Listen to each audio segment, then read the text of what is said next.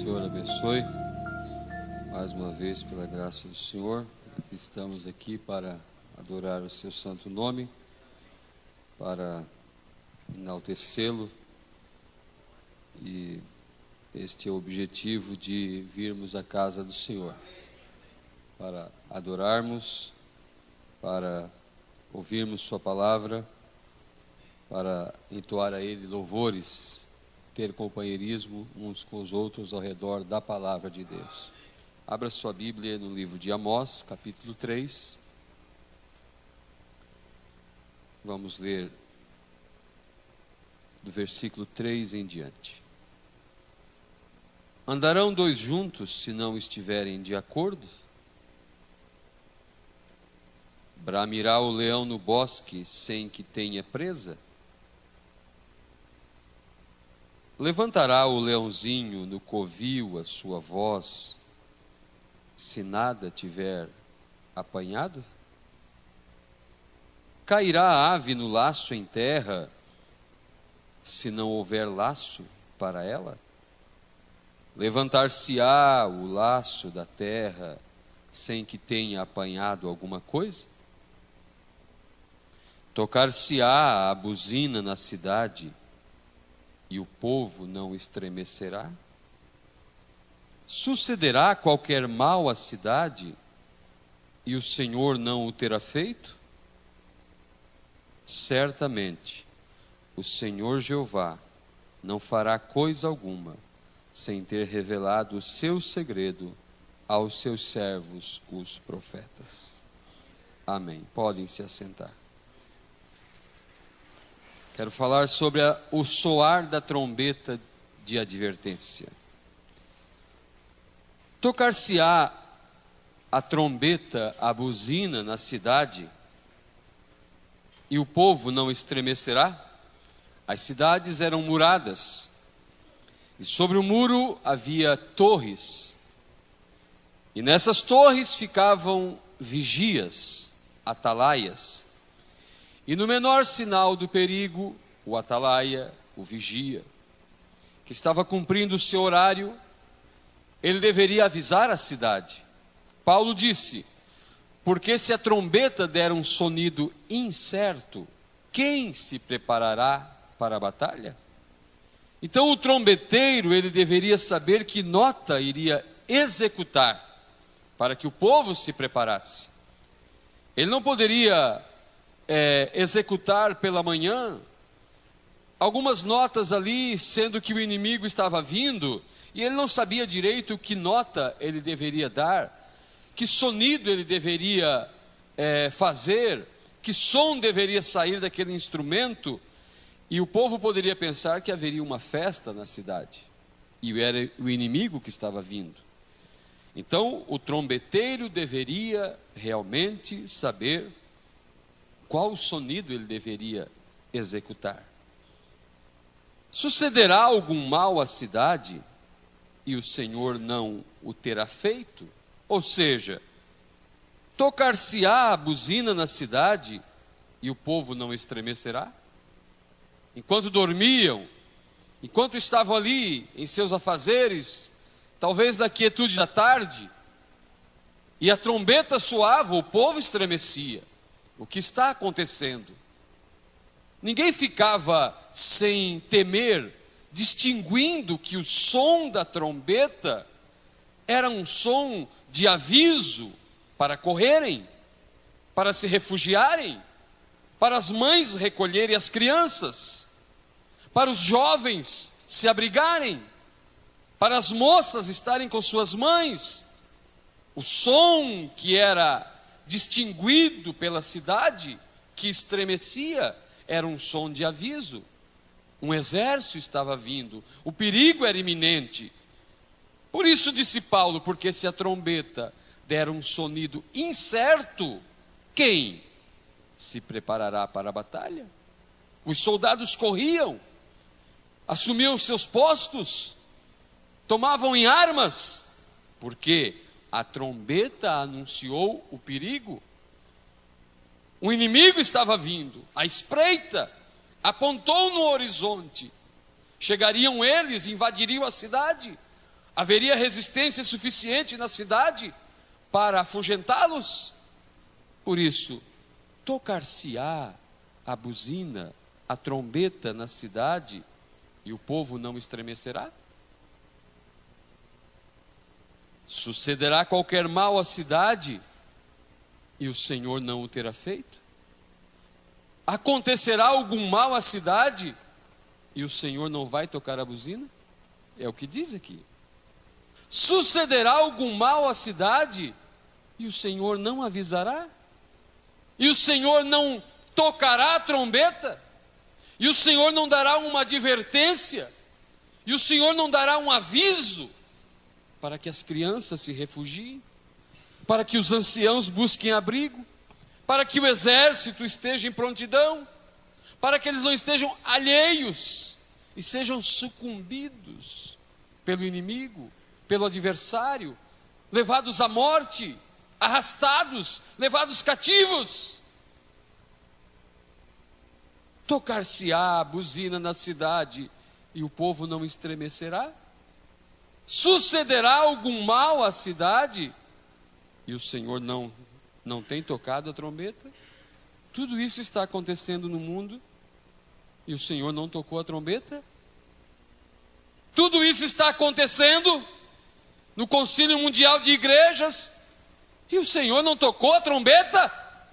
Certamente o Senhor Jeová não fará coisa alguma sem ter revelado o seu segredo aos seus servos, os trombeteiros, os profetas. Sempre Deus teve uma trombeta, sempre Deus avisou. Deus não chama o homem a julgamento, nunca. Ninguém, pode ser o homem mais simples da face da terra, pode ser a pessoa mais insignificante a seu próprio ver, Deus nunca chamará ninguém ao juízo sem antes lhe dar uma advertência.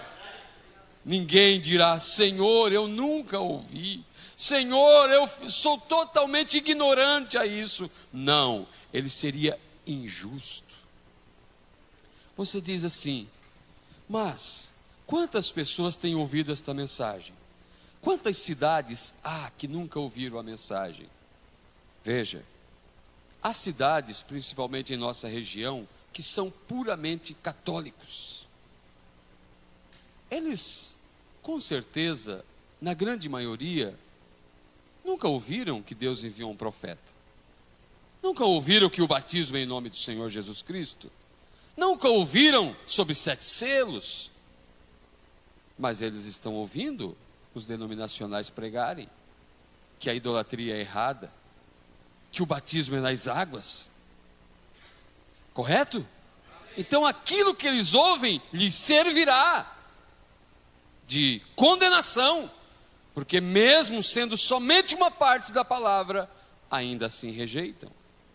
A quem mais é dado, mais é exigido. E você pensa que os líderes denominacionais não sabem da mensagem? Sabem. Por isso pregou o irmão Brana: condenação por representação. Cegos, guias de cegos, ambos cairão no mesmo buraco. Agora o profeta diz na mensagem das eras que o cuidado de Deus para com seu povo é como um cuidado de um pai. Ali na mensagem das eras ele se encontra no meio dos castiçais, andando no meio dos castiçais. João viu um semelhante ao Filho do Homem que andava entre os 7 castiçais. Ele esteve na primeira era, com a segunda era, com a terceira era. Ele esteve na quarta era com nossos irmãos do passado, na quinta. Ele esteve sempre no meio de seu povo. Agora diz o profeta: por que que Deus não impediu a tribulação? Ele diz: oh, como isso é uma pedra de tropeço para as pessoas. As pessoas pensam que o cuidado de Deus para com elas é como um cuidado de uma mãe para o seu bebê. Não, o amor de Deus, ele é provado através da eleição. Como que você sabe que Deus te ama? Ah, é porque na minha vida não acontece nenhum problema. É porque na minha vida eu não passo por nenhuma privação. É porque na minha vida eu não tenho nenhum problema em meu casamento, ou em minha família, ou em meu lar, ou em minha saúde. Isso não é a prova do amor de Deus. Não.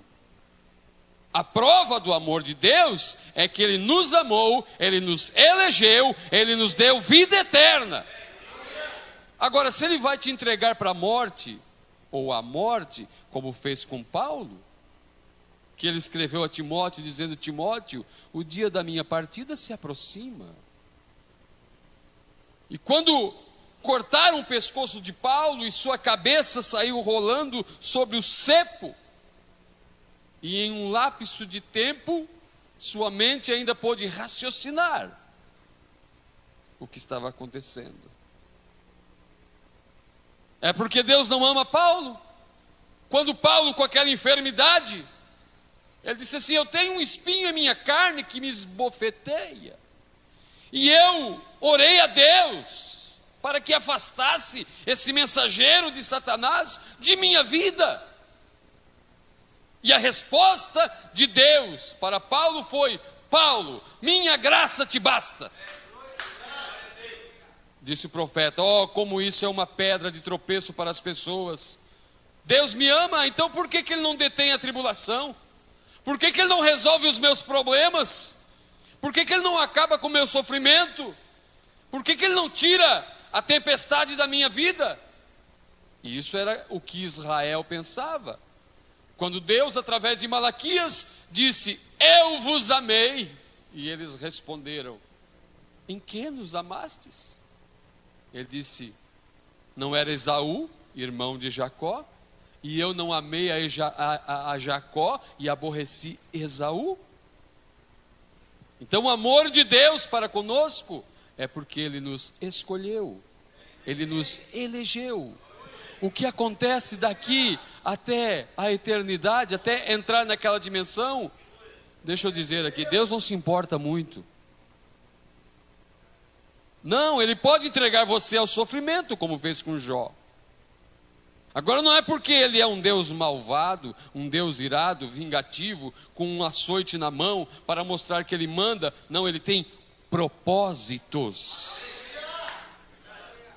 Qual o propósito de Deus? Deus não é um Deus que faz as coisas por fazer. Ele é ordeiro. E seus pensamentos e seus planos são perfeitos. O plano de Deus foi que nós fôssemos herdeiros de Deus e co-herdeiros de Cristo. Co é igual. Co-herdeiros de Cristo. O que Cristo herdou? Ele herdou o poder. Todo poder me é dado nos céus e na terra. Ele venceu. Ele disse: ao que vencer, há uma promessa ao vencedor. Ao que vencer, eu concederei que se assente comigo no meu trono, assim como eu venci e me assentei com meu Pai no seu trono. Mensagem: como poderei vencer? Trono é domínio. Ele está assentado no trono do Pai, porque Ele está regendo, dominando, governando. Aleluia. Como Deus invisível, mas esse não é seu trono. Seu trono é um Deus visível. E assim como Ele venceu, como que Ele venceu? Sim, quando João chorava, dizendo: não havia ninguém digno de desatar o livro selado com 7 selos. Alguém disse: não chores, João, eis aqui o leão da tribo de Judá, que venceu para desatar os 7 selos. Ele venceu. Em que terreno ele venceu? Ele não venceu como um ser angelical. Ele não venceu como um anjo de fogo. Ele não venceu como uma coluna de fogo entre as pessoas. Ele venceu como homem. Como homem ele venceu. Ele venceu o escárnio. Ele venceu a morte. Ele disse: eu tenho de bom ânimo, eu venci o mundo. Ele venceu como homem. Ele teve sentimentos humanos. Ele era somente um homem ali, no entanto era Deus, mas não teve usurpação de ser como Deus. E disse o profeta: pelas Escrituras nos fica claro que Deus deixou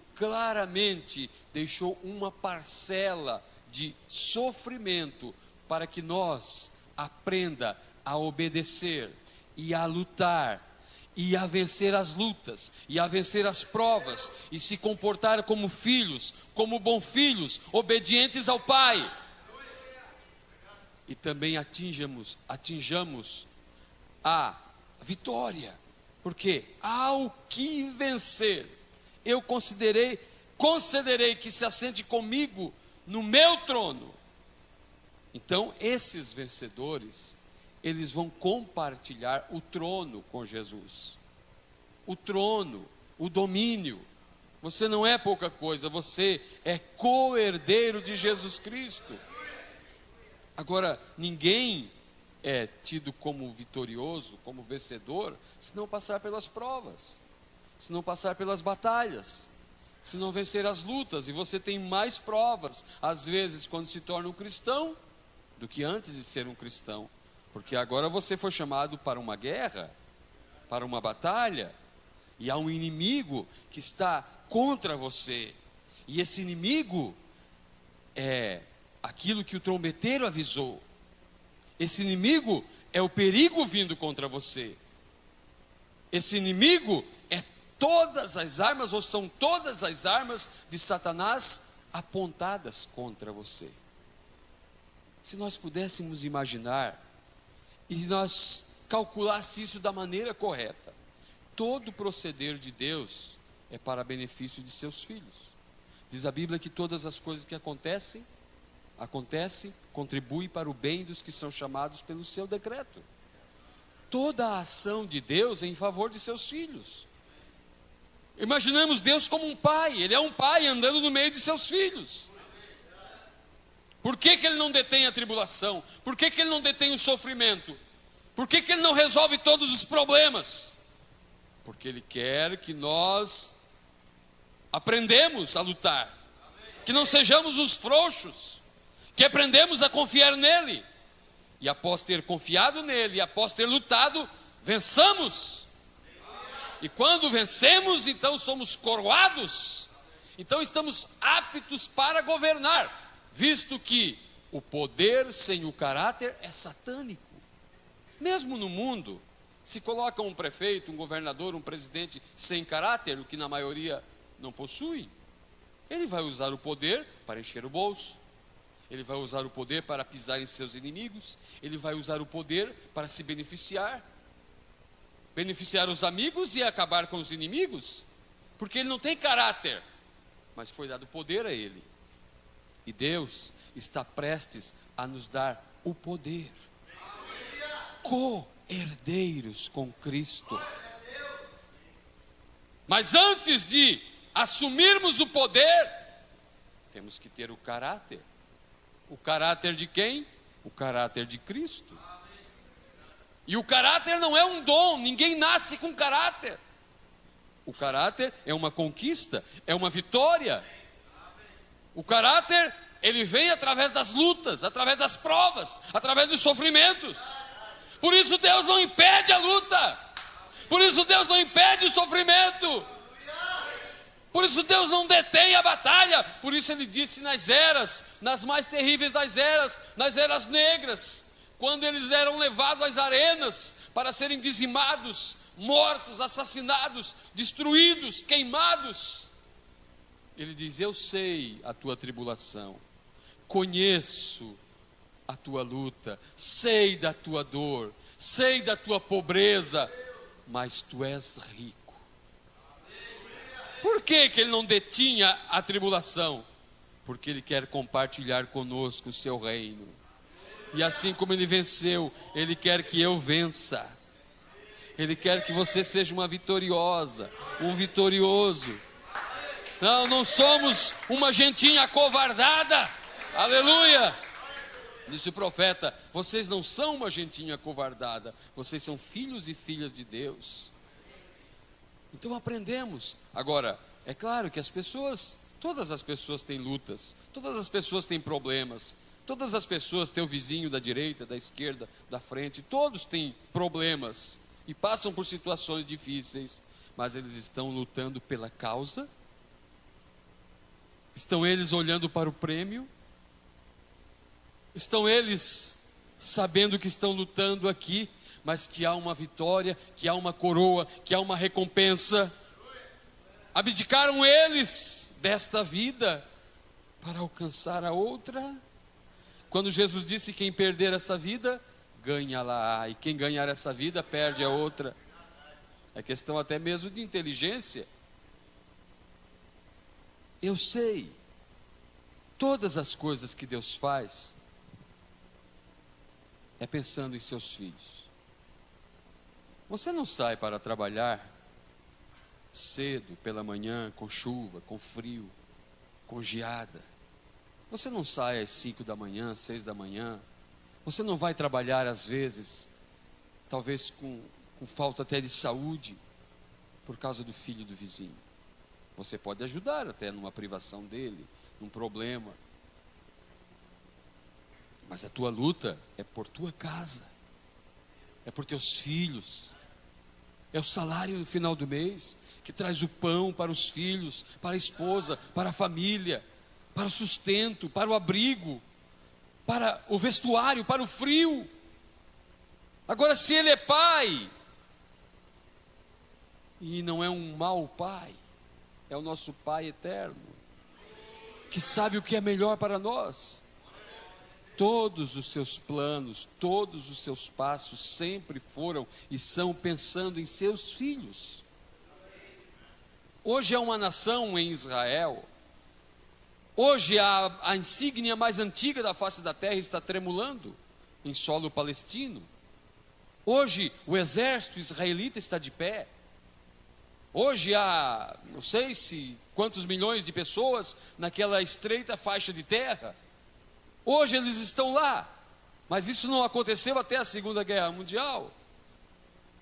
E Deus, depois da Segunda Guerra Mundial, tocou um sentimento na ONU para que levasse os judeus que escaparam do cativeiro ou do holocausto de volta para a sua terra. E lá Deus os abençoou, e lá eles formaram novamente uma nação, e lá estão eles, as maiores armas, as melhores armas, a tecnologia mais avançada em caças, em fuzis, vem de Israel e tantas coisas. Eles estão lá, uma nação respeitada no mundo, temida, porque a Bíblia diz que Deus faria de Israel uma pedra para as nações. Seria uma pedra no sapato das nações, aquela pequenina nação. Agora, todo esse trabalho, todo esse proceder, toda aquela nação que foi formada, toda aquela terra que está lá, tudo aquilo que foi erguido, é por causa de 144 mil. Porque aqui na Bíblia diz que são 144 mil. Então Deus move o mundo, move o universo, em favor de um filho, em favor de seu povo. Ele destruiu reinos, nações. Por isso, quando Sadraque, Mesaque e Abednego iam entrar na fornalha, por não terem se dobrado diante da estátua do rei, e a eles foi dada uma segunda chance, dizendo: olha, nós vamos tocar a gaita de novo, rufar os tambores, tocar as flautas, a trombeta, e a ordem é para que todos se ajoelhem. Por que vocês, 3 jovens, bem vistos, honrados, queridos, vão arriscar a pele, simplesmente por orgulho, ou seja, o que for? Onde estavam os pais deles, os tios deles, os parentes deles? Onde estava a nação de Israel que estava em cativeiro na Babilônia? Mas 3 jovens, Sadraque, Mesaque, Abednego, disseram: nós não vamos se dobrar diante da tua estátua, ó rei. O nosso Deus é capaz de nos livrar da fornalha, porque a ordem era: quem não se dobrar será jogado na fornalha ardente. Deus é capaz de nos livrar do fogo, mas se Ele não nos livrar, nós não nos dobramos mesmo assim. Estamos decididos. E a execução seria no outro dia. E os jovens estavam em oração. E os jovens estavam ali. E todo o céu ficou em polvorosa, diz o profeta, que cada anjo se colocava à disposição, dizendo: Senhor, 3 testemunhas tuas lá na terra ficaram ao lado da palavra. 3 testemunhas, não eram 30, nem 3.000, nem 300, eram 3 somente. E o céu inteiro estava inquieto por causa de 3 testemunhas. Inquietos por causa de 3 testemunhas. E um anjo dizia: deixe-me descer a Babilônia, eu inundarei a Babilônia com água, eu varrerei a história, a Babilônia da face da terra, por causa de 3 testemunhas. E cada anjo se colocava em prontidão, até que Deus disse: não precisa nenhum anjo descer, eu mesmo irei. E quando eles entraram na fornalha ardente, diz o profeta, a fornalha aquecida 7 vezes mais, o 4º homem, o filho do homem, entrou e ligou o ar-condicionado. Aleluia. Então tudo que Deus faz é em benefício de seus filhos. E tudo que Satanás faz é para te destruir. Tudo que ele cria, tudo que ele inventa, tudo que ele faz, porque todas as armas do inimigo estão apontadas contra mim e contra você. Não pense que nós passamos despercebidos. Você vai no centro e volta, e você vai estudar, e o diabo não está em olho em você. Não, o inferno inteiro está de olho em você. Satanás está de olho em você. Ele quer te derrubar, ele quer te matar, ele quer te levar para o inferno. Jovem, moço, moça, criança. Mas aconteceria-se mal à cidade e o Senhor não daria uma advertência? Não, o Senhor sempre dá uma advertência. O Senhor não chama o homem a julgamento sem antes lhe dar uma advertência. Antes de Deus destruir a terra por ocasião do dilúvio, Ele trouxe a advertência. A advertência esteve ali falando por 120 anos. Deus chegou a Noé e disse: Noé, eis que o fim de toda a carne é chegado perante meus olhos. Construa uma arca, Noé. Faça uma arca. Entra nessa arca tu e a tua casa. E Noé pregou por 120 anos. Noé pregou, a porta da arca estava aberta para qualquer um que quisesse entrar. É claro que Deus sabia que ninguém aceitaria. Por isso diz o hino que Noé foi um mistério secreto. Só Noé tinha os selos abertos e sabia o que estava ocorrendo. João Batista, ele apregoou o arrependimento. Cada profeta falou do arrependimento.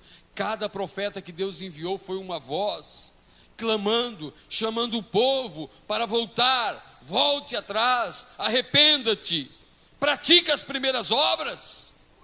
Provérbios diz: aquele que confessa e deixa, alcança a misericórdia do Senhor. Então, se você está caminhando por uma trilha e você não sabe que aquele caminho é errado, Deus não vai te condenar, porque Deus não leva em conta o tempo da ignorância. Mas quando vem a advertência, quando vem o aviso, você continuando por aquela trilha, com aquele proceder, continuando a fazer daquela forma, agora só resta juízo. Quando alguém rejeita a misericórdia, só resta juízo. Por isso disse Jesus: todo aquele que ouve essas minhas palavras e as pratica, compará-lo-ei ao homem prudente que edificou a sua casa sobre a rocha. E correram os rios, e sopraram os ventos, e vieram os problemas, e vieram as lutas, e veio a enfermidade, e veio a decepção, e veio a fome, e veio seja o que for, e combateu aquela casa. Mas ela não cai, porque está edificada sobre a rocha. Quem é a rocha? A rocha é Cristo. A rocha é a palavra. Mas aquele que edificou a sua casa sobre um fundamento não sólido, sobre areia, os mesmos problemas vêm, os rios se levantam, o vento vem, o vento açoita aquela casa, os problemas vêm, e aquela casa cai, porque ela não tem uma base sólida. Mas aquele que ouve as palavras de Deus, e as pratica, e as põe em prática: Senhor, eu quero viver essa mensagem, eu quero viver em obediência à tua palavra, e as pratica, compará-lo-ei ao homem prudente que edificou a sua casa sobre a rocha. Porque os grandes problemas não vieram ainda, as grandes lutas não vieram ainda. Há uma grande luta vindo contra nós. O profeta pregou uma mensagem intitulada A Tempestade que se Aproxima. Ele falou daquele homem, isso em 63 ele pregou, a tempestade que se aproxima. Ele falou daquele homem que tinha uma granja, uma criação de galinhas, e o vizinho correu lá e lhe disse: olha, todos estão correndo deste vale, todas as famílias estão se retirando. Os avisos dos meteorologistas é que virá uma grande tempestade, um grande ciclone, virá um grande tufão, e arrancará as águas que havia numa represa, e este vale será inundado. Ele dizia: bobagem, não creio nisso, eu vou permanecer aqui com a minha família. E outro vizinho ia lá e tentava lhe convencer, e ele disse: eu permanecerei aqui, deixe pelo menos tua esposa e teus filhos irem, você se defenderá melhor talvez aqui. Não, eles vão ficar comigo. E todos saíram do vale, o homem ficou, e a água veio subindo, e o vento soprava, e a tempestade que foi avisada chegou. O problema não é na hora do aviso. Você pode arrazoar na hora do aviso. Você pode pensar: bom, mas talvez não seja tanto assim. Bom, mas talvez seja exagero. Mas quando aconteceu, e você percebe que você não tem estrutura para resistir, e você vê o desespero das pessoas, imagine o que acontecerá, irmãos, sobre este mundo amaldiçoado pelo pecado. Oh, quando for tirado, antes de continuar com a tempestade que se aproxima, o irmão Brana fala daquele homem, na mensagem Almas que estão em prisão agora, que havia um homem esperto, educado, no sentido de conhecer o estudo, um corpo atlético, e ele baixou por um lugar no mar, e foi até o outro lado, onde havia um canal, e um homem que conhecia as marés, disse: Senhor, por favor, Senhor, me ouça, a lua está para mudar, a água vai subir, a maré irá mudar, a onda irá pegar você aí nesse lugar, esse lugar que você está será coberto pelas ondas. Bobagem.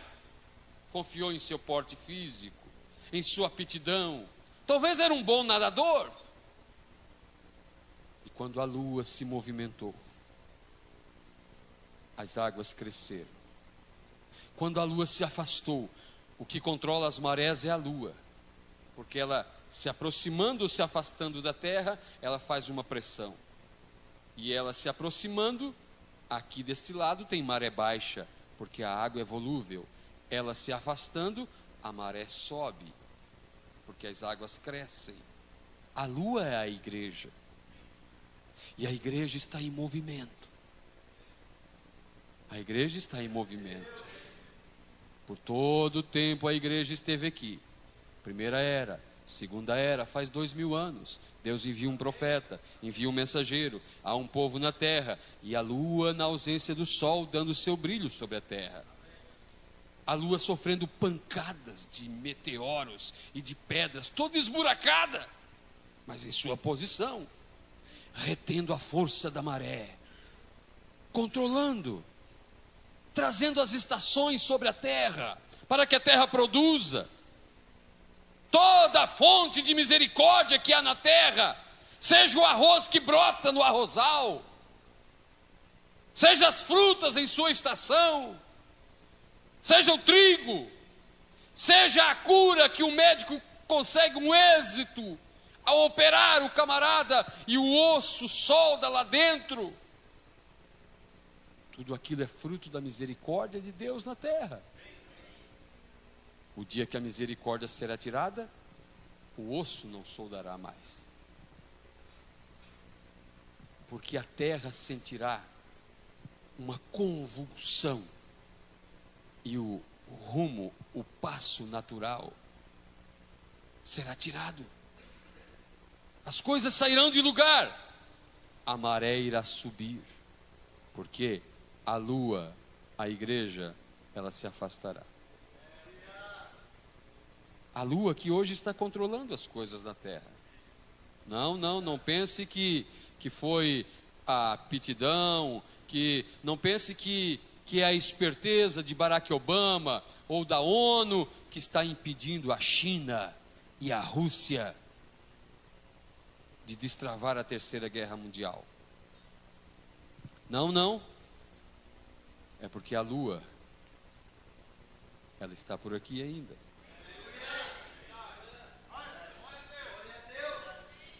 A igreja, a misericórdia sobre a terra. Há misericórdia na terra? Há. Se a mulher mais baixa de Criciúma vier aqui e disser: estou enferma, quero oração, e ela crer, nós oraremos e ela será curada. O irmão Branham disse: eu tenho visto crentes fiéis falharem em obter sua cura e prostitutas serem curadas na fila de oração. Porque sua fé alcançou. É como que a cura está aqui. Precisa de um braço de fé. Por isso, aumenta a minha fé, Senhor. Então, a misericórdia está na terra. As pessoas vão e voltam porque a misericórdia está na terra. Mas você tem visto a maré começar a subir? Por que a maré está subindo? Porque a lua está se afastando da terra. Nós estamos aqui, mas estamos se afastando da terra. Os hinos que cantamos dizem que nós estamos se afastando da terra. As mensagens que ouvimos dizem que estamos se afastando da terra. O nosso coração diz que nós estamos se afastando da terra. Ei, a maré está subindo. Bobagem. Mas o homem conhecia as marés. E o esperto ficou lá e foi arrastado pelas ondas, porque não deu ouvido a uma voz de advertência. Não deu ouvidos à voz de advertência. Acontecerá algum mal à cidade e o Senhor não haverá tocado a buzina? Não, certamente o Senhor Jeová não fará coisa alguma sem antes ter revelado o seu segredo aos seus servos, os profetas. E eu somente estou repetindo coisas que o trombeteiro de Apocalipse 10:7 anunciou. Porque cabe a mim reprofetizar, profetizar mais uma vez. E a cada um anunciador. Nós temos conhecimento das marés.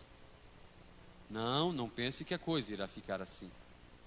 O irmão Branda fala em uma mensagem, parece que é o princípio e o fim da dispensação gentílica. Ele diz que a terceira guerra,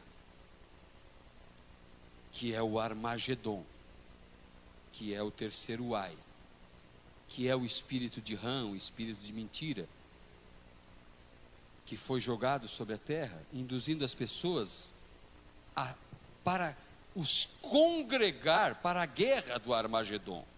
Ou seja, esse espírito de mentira que foi solto sobre os falsos ungidos, lembra-se dos profetas de Acabe? Zedequias contra Micaías? É o tempo novamente, entre a segunda guerra e a terceira guerra. E ali em Apocalipse 16, é justamente o tempo onde esse espírito é solto, para os congregar para a grande guerra, o Armagedon. E ela será travada, diz o irmão Brana, nos portões de Jerusalém. Bem ali, diante dos portões de Jerusalém. A Crimeia, ela fica quase vizinha de Israel. Somente um país, se não me falha a memória, a Turquia, é que está entre Israel e aquela faixa de terra na Crimeia, que foi anexada agora à Rússia, e que está esse imbróglio sobre a terra. E a China, que cresceu vindo do mundo oriental e invadiu o mundo ocidental, e tem crescido economicamente, uma força, uma potência, tem se aliado com a Rússia. E não pense que essas coisas não estão a ponto de acontecer e Deus não tem avisado o seu povo. Não, sempre o Senhor Jeová avisará o seu povo. Não pense que é pouca coisa o sumo pontífice de Roma visitando a Palestina, visitando Israel, os acordos sendo feitos, sendo tramados. A televisão mostra quando ele sai no pátio, mas não mostra as conversas lá atrás. Mas nós sabemos o que eles estão falando.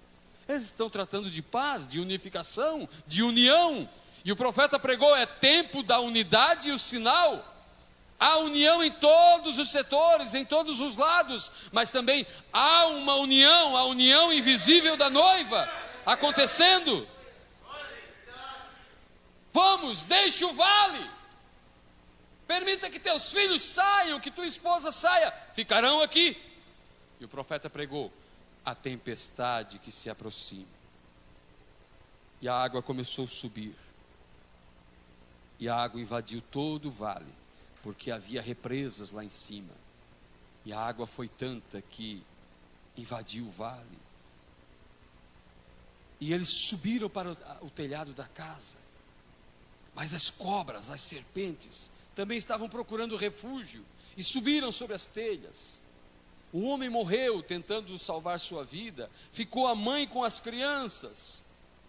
E ela matou serpente quanto pôde, esmagada, lutando para que não picasse seus filhos. Mas por fim as víboras picaram seus filhos.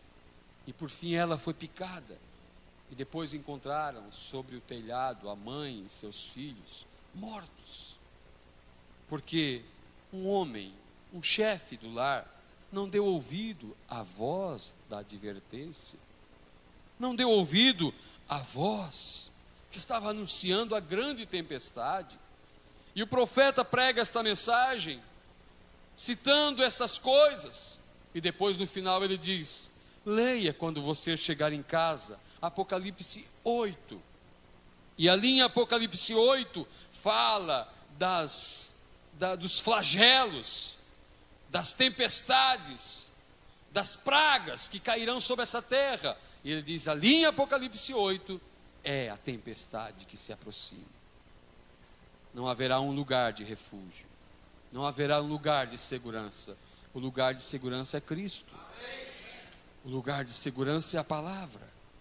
Arrependei-vos, diz a palavra, e cada um de vós seja batizado em nome de Jesus Cristo, para perdão de seus pecados, e recebereis refúgio, e recebereis vida eterna, e recebereis o dom do Espírito Santo. Havia um homem, eu estou pregando um pouco diferente hoje, né? havia um homem que era um garimpeiro. E trabalhando pelas montanhas, ele tinha um cão que lhe acompanhava, que era seu companheiro, que ficava na porta da cabana enquanto ele dormia, que lhe defendia de alguns perigos, bandidos por aquelas regiões, ladrões. E um dia um homem achou uma grande pepita, uma grande pedra de ouro. E ele, descuidado, alguém acabou vendo o seu grande achado. E ele, estando naquela noite, tentando conciliar o sono, porque no outro dia ele iria deixar aquele lugar, aquela vida de sofrimento, iria na cidade negociar a grande pedra de ouro. Era um homem rico, do dia para a noite, sua vida mudara. E ele diz: amanhã cedo pegarei a diligência e eu irei para a grande cidade, nunca mais voltarei para esse lugar de perigos. E ele tentava dormir e não conseguia conciliar o sono, tão feliz, alegre ao extremo que estava, tão entusiasmado. Mas seu cão começou a acuar, e quando ele estava quase para dormir, ele fazia um rosnado, e ele acuava, e ele latia, e ele saía lá fora e não havia nada. Ele voltava para dormir e não havia nada, até que ele disse assim: bom, eu não preciso mais desse cachorro, desse cão, não me deixa dormir. Ele pegou sua arma e atirou em seu cachorro, e ele dormiu profundamente, descansou. Cão imprestável. No outro dia, acordou, foi na bolsa, haviam roubado seu grande achado. O cão estava avisando o perigo que estava rondando. Era a voz de advertência para ele. Era o amigo, mesmo que estava lhe tirando sono, mesmo que estava tirando ele do seu conforto, da sua zona de conforto. A palavra de Deus, ela nos tira de nossa zona de conforto, de segurança, aparentemente segura, mas ela nos diz que não há segurança ali. Então não queira ter a voz de advertência como inoportuna, como insistente, mas dê ouvido à voz de advertência. O profeta falou na mensagem Shalom, ele disse: eu vou continuar falando, porque diziam: irmão Brana, pare de pregar contra as mulheres. Deus te deu um ministério de milagres, de maravilhas. Ensine as pessoas como conseguirem poder, como desenvolverem um ministério desse. Ensine somente as coisas profundas. Ele dizia: como vou ensinar álgebras para alguém que não conhece o ABC? Às vezes queremos só aprender álgebra, mas não conhecemos o ABC do Evangelho, não conhecemos os pontos fundamentais, não sabemos colocar um fundamento sobre o qual não se pode edificar, porque a quem compararei o homem insensato? Ao homem que edificou sua casa sobre a areia e não sobre a rocha. Disse o profeta: eu continuarei falando. Haverá uma voz lá clamando. Naquele dia ele disse: eu não quero nenhum dedo ossudo de mulher apontando para mim. Tu sabias da verdade e nunca me avisou. Então, para que essa escassez de pano? Hoje está bem, hoje está frio, né? Essa escassez de pano na manga, escassez de pano num degote, para uma cristã, para o mundo está tudo bem. Está tudo bem para o mundo. Está tudo bem para um porco revolver-se na lama. Não é expressão minha, expressão do profeta: necessário vos é nascer de novo. Eu não tenho mensagem própria, eu estou repetindo o que eu conheço. Está tudo bem, ele não fica constrangido, vermelho, envergonhado. Estou aqui na lama. Não é a sua natureza. Um urubu não fica constrangido à beira da estrada, disputando uma carniça. Não é a sua natureza, é o seu prazer, é a sua vida, é o que está dentro dele. Mas nós não somos urubus. Nós somos filhos e filhas de Deus. Nós não representamos o Brasil. As mulheres brasileiras são um escândalo para o mundo. Os americanos vêm aqui e se apavoram com a maneira que as brasileiras se vestem, com a maneira que elas se apresentam. E o que nos representa lá fora, como brasileiros, para a nossa vergonha, é o carnaval, é a nudez, é a praia. Agora, você não representa o Brasil, você representa outra nação, a menos que você não queira essa identificação. Agora, se eu quero essa identificação, um alemão, ele vindo em uma nação, todos sabem que ele é alemão, porque ele fala como alemão, ele anda como alemão, ele come como alemão. E assim, qualquer oriundo de qualquer nação, ele representa em toda a sua vida, em todo o seu proceder, sua nacionalidade, sua origem. Ele pode ser de um país pequenininho, mas ele sempre se orgulha.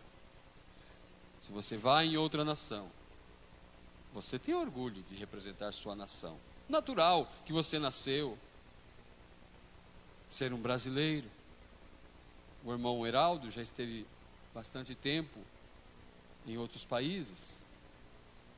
Quando você vê lá fora a bandeira brasileira, há um certo entusiasmo em saber que você é daquela nação. As vitórias daquela nação são as suas vitórias, as vergonhas delas são suas vergonhas.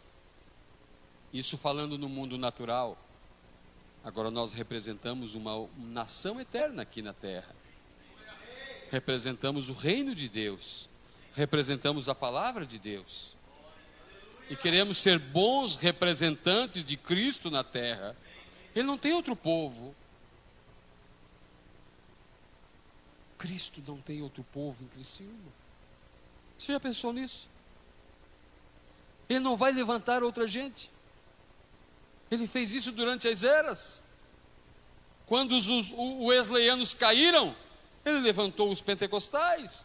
Quando os luteranos caíram, ele levantou os metodistas. Mas ele não vai levantar outro povo. Ele é inteiramente dependente de mim. Você vê um Deus dependente de você? É claro que ele tem poder para até dessas pedras suscitar filhos a Abraão.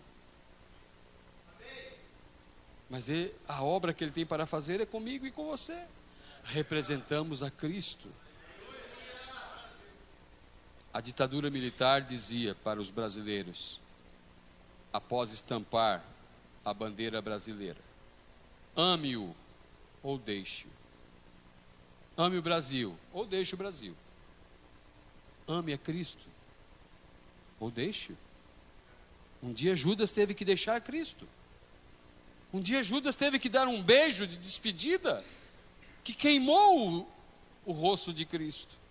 Ele não podia mais continuar ali.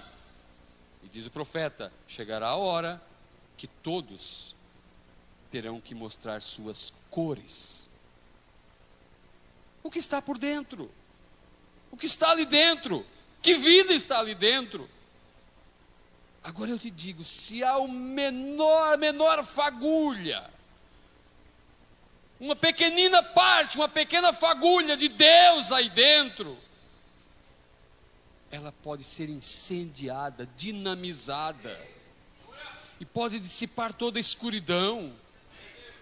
Um palito de fósforo bem usado põe fogo em Criciúma, incendeia uma floresta. Um palito de fósforo, você é um palito de fósforo na mão de Deus. Deixa Deus usar, se tornar uma grande chama. Aleluia. O inferno subiu à terra. O profeta fala isso. O inferno subiu à terra. Mensagem: almas que estão em prisão agora. Agora, sucederia algum mal à cidade e o Senhor não haveria tocado a sua trombeta? O Senhor não teria se colocado em defesa de seu povo? Será que o Senhor faria isso? Sabe o que ele fez? Quando o inferno subiu, ele desceu. O querubim ungido, o chefe do inferno, o príncipe, o rei, diz a Bíblia, e tinham aqueles 200 milhões de demônios, tinham por rei Apolion, que é Satanás, e subiram a tampa do poço do abismo foi aberta, e eles andam caçando corpos. Agora em Apocalipse 10:7, o anjo forte desceu, Cristo desceu, para revelar seus segredos a seu povo. Quando Sodoma e Gomorra, antes de ser destruída, Deus desceu, foi até Abraão e disse: ocultarei eu alguma coisa do que faço a Abraão? Ocultarei algo de Abraão daquilo que eu vou fazer? Não ocultarei.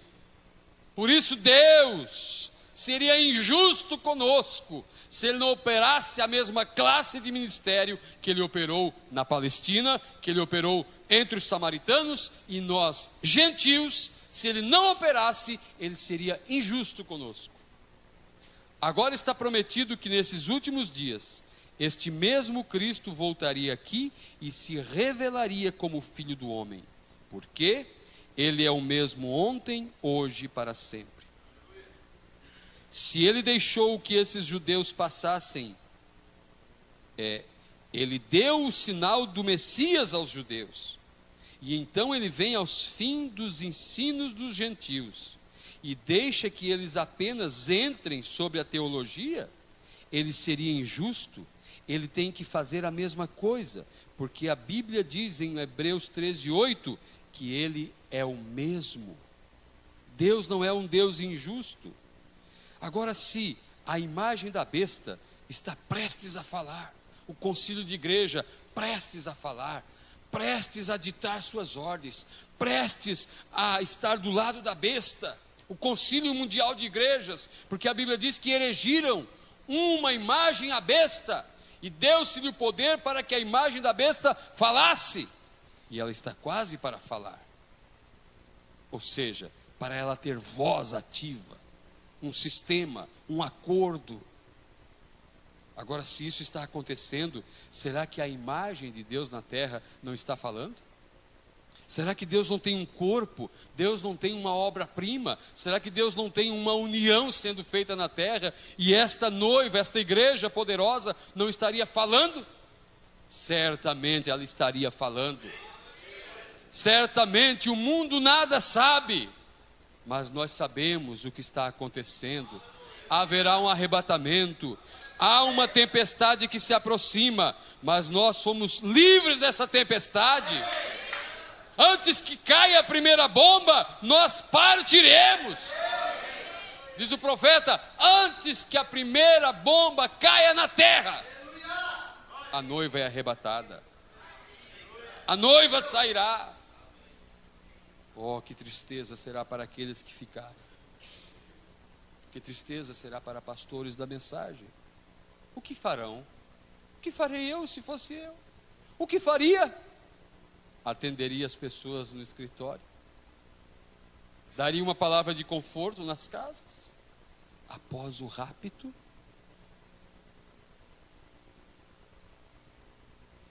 Após o arrebatamento. Que decepção para aqueles que estiveram tão perto, mas nunca se apoderaram de toda a luz, nunca se posicionaram o que era devido. Por isso disse o profeta: por favor, permaneçam na fila, não saiam na fila, fiquem na fila. Se aquela roupa não condiz para uma cristã, não use nem por brincadeira. Se aquele procedimento não é de um cristão, não faça. Não tenha nada a ver com coisas do inimigo. Disse o profeta: na Primeira Guerra Mundial, os agentes americanos entravam nos lares e eles pegavam um brinquedo e analisavam aquele brinquedo, e do brinquedo estava dizendo: fabricado no Japão. Eles quebravam aquele brinquedo e diziam: nada do inimigo em nossos lares, nada do inimigo em nossas casas, nada do inimigo em nossa nação. Então, nada do inimigo em nossa vida. Afaste-se destas coisas sujas da internet. Corra disto. Há uma tempestade vindo. Há uma tempestade se aproximando. Você buscará quem? A mamãe? O papai? Buscará quem? O pastor? Se você achar ele, não pode fazer nada por ti. Se achar a mãe, não pode fazer nada se não chorar juntos. Onde buscar sono na primeira noite? Após o rapto. A segunda, a terceira, a quarta.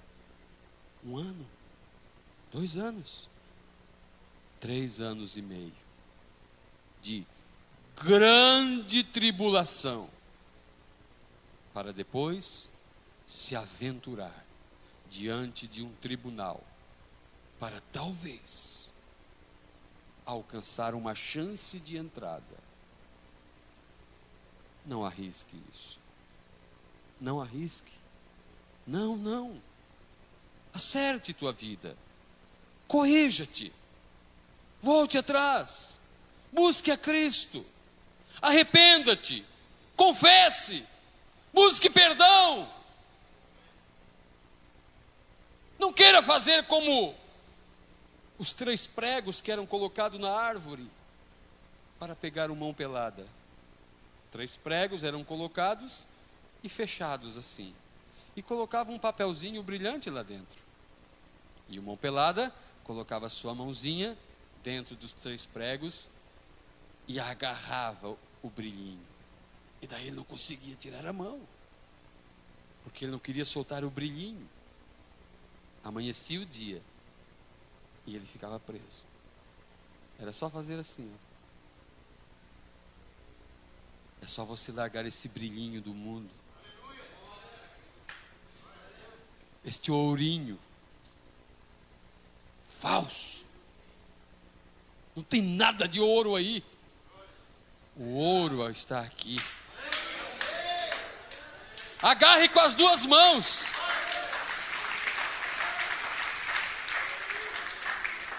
Não o brilhinho do mundo. Tão simples. Tão simples de se livrar daquilo. Somente abrir mão. Eu abro mão, Senhor. Eis-me aqui, Senhor. Abro mão, Senhor. Ajuda-me, Senhor. Ajuda-me, Senhor. Tenhas misericórdia de mim, Senhor. Oh, Senhor, eu quero abraçar tua palavra, o brilho verdadeiro. Oh, jovem, moço, irmão, irmã, amigo. Você não sabe que tesouro. Meu pai não deixou riqueza para mim, nem para os meus irmãos. Trabalhou a vida inteira, conseguiu uma casa que o cupim fez uma festa lá, né? Mas eu tenho essas mensagens que ele deixou. Essa mesma aqui era dele. Que tesouro ele deixou para mim. Que tesouro, irmão Adão. O profeta disse assim: se um pai, na hora da morte, pudesse chamar seus filhos e dizer: filho, papai está indo. Eu tenho 1 milhão no banco tal. Eu tenho mais 1 milhão de ação na ferroviária. Mais 1 milhão de ação na empresa tal. É o que eu deixo para vocês. E ele não pudesse dizer: até breve, nos encontraremos um desses dias. Nada daquilo serve. Mas se aquele pai não tem nada, a não ser uma meia aguinha lá em um terreninho talvez invadido, ele chamasse seus filhos e dissesse: filhos, eu deixo um grande tesouro para vocês. Eu deixo o meu testemunho, eu deixo a minha vida como exemplo, eu deixo rastros para vocês. Sigam minhas pegadas, filhos. Nos encontraremos amanhã, logo depois, no porvir. Esse é o maior tesouro. Esse é o grande tesouro. Esse é o grande privilégio. O céu não será aquele encanto somente porque eu vou me encontrar com Abraão, com Sara, com Davi. Já imaginou, irmão Missa? Alguém apontar, sabe quem é aquele de cabelo encaracolado? É Davi. Olha a harpa debaixo do braço dele.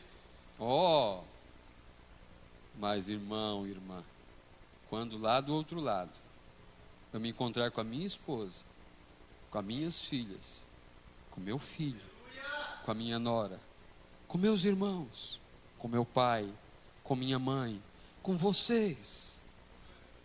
Você já imaginou isso? Nós nos encontrar do outro lado. Nós estarmos todos deste lado. Nenhum de nós caminhando por um corredor. Quando a ficha for baixada, porque todos serão chamados a julgamento, exceto aqueles que serão arrebatados. Os que forem arrebatados não entram em julgamento, estão sendo julgados aqui, julgados pela palavra.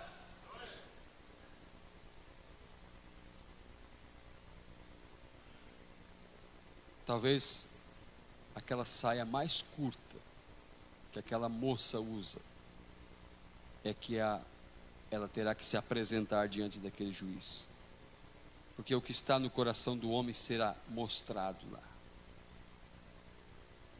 Mas nós, pela graça de Deus, temos ouvido a voz de advertência. Houve uma voz de advertência. O alarido soou há anos já.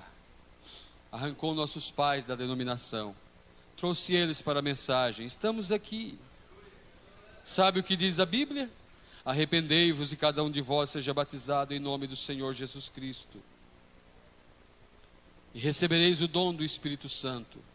E esta promessa é para vós e para vossos filhos. É uma promessa não somente para você, mas para vossos filhos. É uma promessa não somente para você, mas para a sua casa. Crê no Senhor Jesus Cristo e será salvo tu e a tua casa. Aleluia, aleluia. Ao findar o labor da tua vida, quando a morte ao teu lado chegar, que destino há de ser a tua alma? Qual será o futuro teu lar? Meu amigo, hoje tu tens a escolha, vida ou morte, qual vais aceitar?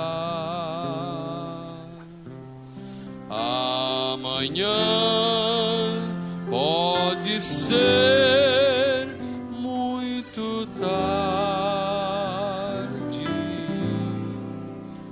Hoje Cristo te quer libertar.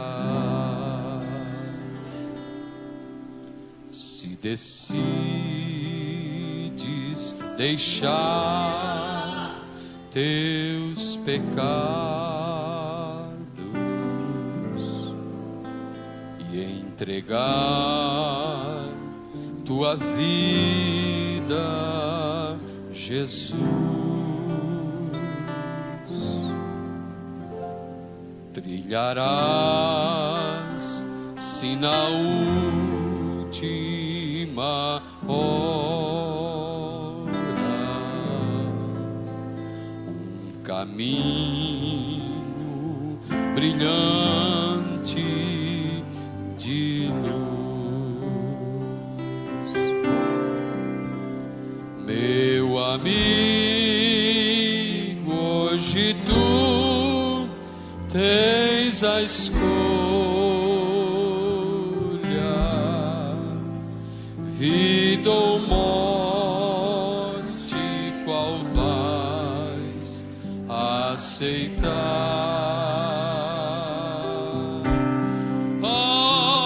Amanhã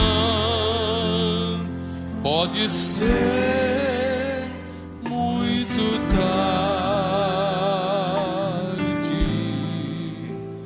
Hoje Cristo te quer libertar. Coloque-se em pé enquanto o conjunto continua tocando. Eu pergunto se você deseja levantar sua mão a Cristo, dizer: Senhor, eis-me aqui, Senhor. Eu sou necessitado de Ti, Pai. Tenho errado muitas vezes, Senhor, mas há um ardente desejo em meu coração em acertar. Quero dizer-te esta noite, irmão e irmã, o profeta disse assim: eu prefiro chegar lá no céu como um fracassado, de ter tentado muitas vezes e não ter conseguido, mas nunca como um covarde, de não ter tentado dar um passo, de não ter tentado fazer uma investida. Confie que o segundo passo Cristo cuidará de ti, porque Ele cuida de ti. Ele cuida. Pai bendito, a mãos levantadas, Senhor. E o Senhor sabe o que está por detrás do levantar de cada mão, ó Pai. Deus bendito, Tu que nunca desampara os Teus, queira segurar forte na mão, Senhor, desta irmã, deste irmão, e conduzi-lo com segurança, Pai, até o portal daquela dimensão celestial. No nome santo de Jesus Cristo. Amém. Amém. Deus abençoe o Adão.